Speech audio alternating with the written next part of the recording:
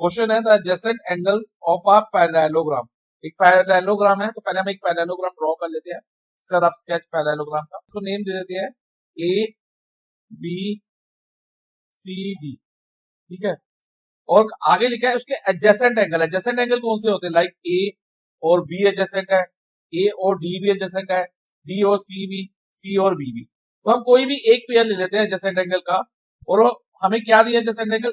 एक दिया है 3x माइनस 4 और दूसरा दिया है 2x माइनस 1 डिग्री। और हमें कहा है कि find the measure of all angles of the parallelogram. हमें ऑल एंगल्स यानी कि एंगल ए की वैल्यू, एंगल बी की, एंगल सी की और एंगल डी की, चारों की वैल्यू निकालनी। तो हम क्या करेंगे? पहले हम लिखेंगे angle A plus angle B equal to 180। Reason में हम लिखेंगे sum of adjacent angle of parallelogram is 180। इसके बाद एंगल ए की वैल्यू डालेंगे हम 3x माइनस 4 और एंगल प्लस एंगल बी की वैल्यू, एंगल बी कितना है? 2x minus 1 is equal to 180 degree.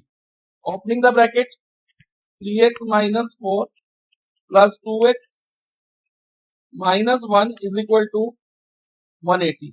3x plus 2x 5x हो जाएगा। यहां पर हमने साइन नहीं चेंज किया क्योंकि हमने शिफ्ट नहीं किया एलएचएस से आरएचएस में, हमने एलएचएस में ही एडिशन कर रहे हैं, तो इसलिए हमने इनको सीधा ही ऐड कर दिया, डायरेक्ट ऐड कर दिया। 3x प्लस 2x 5x और ये दोनों भी लाइक टर्म्स है, minus 4 minus 1 minus minus plus 4 plus 1 5 और साइन ग्रेटर का तो minus 5 is equal to 180 degree. अब 5x इज इक्वल टू 180, जो ये माइनस 5 है इधर आके प्लस 5 हो जाएगा, तो 5x इज इक्वल टू 185। अब 5x का मतलब है 5 मल्टीप्लाई x, तो ये x को जब हम आरएचएस में सेंड करेंगे ना, तो ये मल्टीप्लाई से डिवाइड में चेंज हो जाएगा और इसको आंसर जो आएगा ना वो आएगा 37। 185 को 5 से डिवाइड करके अब हमारे पास एंगल ए आएगा 3x माइनस 4 है, यानी कि 3 इंटू 37, x की जगह 37 आ जाएगा माइनस 4। अब 3 इंटू 37 करें तो हमें मिलता है 111 माइनस 4, तो 107 एंगल ए।